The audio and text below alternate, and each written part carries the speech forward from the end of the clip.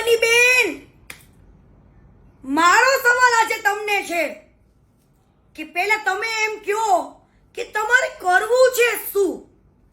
કેમ કે આજે ક્ષત્રિય સમાજના 92 સંકલન સમિતિએ તમને ખુલ્લેઆમ સપોર્ટ કર્યો, મહાસંમેલન કર્યું, છતાં પણ તમને 92 સંકલન સમિતિ પરથી આજે ભરોસો ઉડી ગયો અને તમારા મનમાં ઘણા બધા વિચારો આવી ગયા કે આ લોકો આમ કરી દીધું, ભળી ગયા, મને એકલી મૂકી દીધી.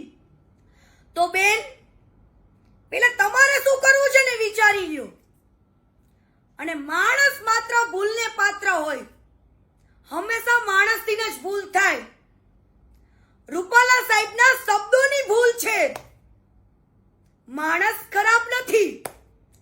આજે રૂપાલા સાહેબે એમની આટલી જિંદગી સેવામાં જ નાખી દીધી, સેવા જ કરી છે, એ પણ 18 વરણને જોડે રાખીને.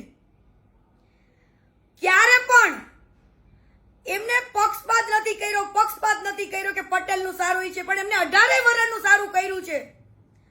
તો આજે કોઈ પણ માણસ એક ભૂલ કરે ને તો એના 7 કામને વખાણવા પડે, એક ભૂલને ના જોવાની હોય.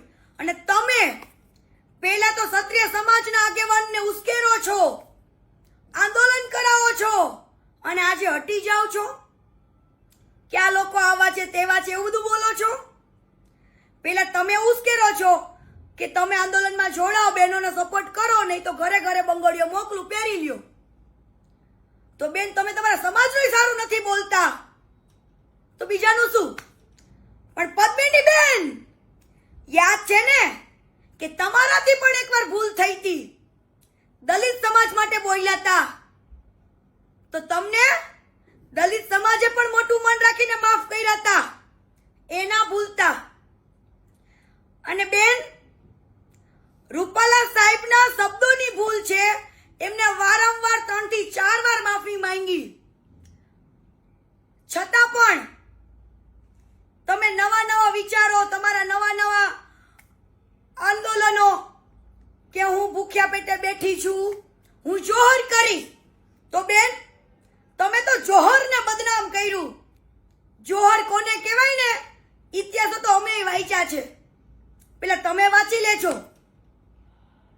અને બીજી વસ્તુ કે આજે માણસના કામ બોલે છે, ભાજપ સરકારના કામ બોલે છે, ત્યારે એમને લાખો લોકો આજે ચાહે છે. એક ભૂલ ના લેવાની હોય. અને મારી પાસે એક વિડીયોનું પ્રૂફ છે, એની અંદર એવું બોલે છે કે અમે આલુ મવાલીની દીકરીઓ નથી, અમે આલુ મવાલીની બાયડીઓ નથી. તો શું બીજા બધા સમાજના આલુ મવાલી છે? તો તમે તમારી જીભ ઉપર કંટ્રોલ રાખો અને પછી બોલો. આજે ક્ષત્રિય સમાજે આટલું બધું હેલ્પ કરવાથી તમે એમને શું આપ્યું? બીજી વસ્તુ કે હું ક્ષત્રિય સમાજને એક દિલથી અપીલ કરું છું કે રૂપાલા સાહેબ આપણી બાપ દાદાના વડીલ ઉંમરના છે, તો એમને 3 વાર માફી માંગી છે ને, તો હવે મારા ભાઈઓ ભૂલી જાઓ ને માફ કરો, મોટું મન રાખીને. ક્ષત્રિય સમાજમાંથી લીલા માથા દીધા છે, તો તમે એક રૂપાલા સાહેબની ભૂલને માફ નહીં કરો. આજે હું એક પટેલ સમાજની દીકરી થઈને એક અપીલ કરું છું કે એમને મોટું મન રાખીને માફ કરી દો. આ પદ્મિની બેન ખોટી રીતના સમાજને ઉશ્કેરે છે અને અત્યારે બેન ફૈરું બોલે છે. એટલે બેનને પૂછો કે તમારે શું કરવું છે? ચૂંટણી લડવી છે? તમને સ્ટેજ ઉપર ઓછું બોલવાનો સમય આપ્યો તોય ખોટું લાગ્યું. ત્યારે તમે એવા રેકોર્ડિંગ બહાર પાડો છો કે આજે આ ગાંધીનગર બધા મળવા ગયા તો બધા ભળી ગયા, આમ થઈ ગયું, તેમ થઈ ગયું. તમને તમારા સમાજ ઉપર ભરોસો નથી. બીજી વસ્તુ, તમે એમ બોલો છો કે સાફા બાંધીને આ લોકો આટા મારે છે, ફાકા ફોજદારી કરે છે. કેમ? તમારા ભાઈઓ ઉપર તમને ભરોસો નથી. અને બીજી વસ્તુ બેન, પદ્મિની બેન, તમારું જાણવું હોય ને તો મને રૂબરૂ મળજો. તમે કેટલા ખોટા કેસમાં કેટલાને ફસાવ્યા છે ને એ બધી ડિટેલ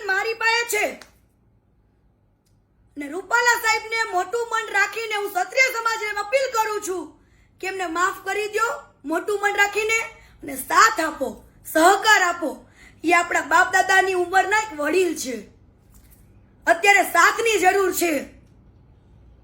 અને આ વ્યક્તિ લોકોને ઉશ્કેરે છે, ખોટી રીતના અવળા રસ્તે લઈ જાય છે. પટેલ સમાજને, ક્ષત્રિય સમાજને ઝઘડા કરાય એવું કરે છે. પણ ભાઈઓ, આપણે એવું નથી કરવું. જોડે મળીને સાથ આપીએ અને મોટું મન રાખીને માફ કરી દો મારા ભાઈઓ. જય માતાજી.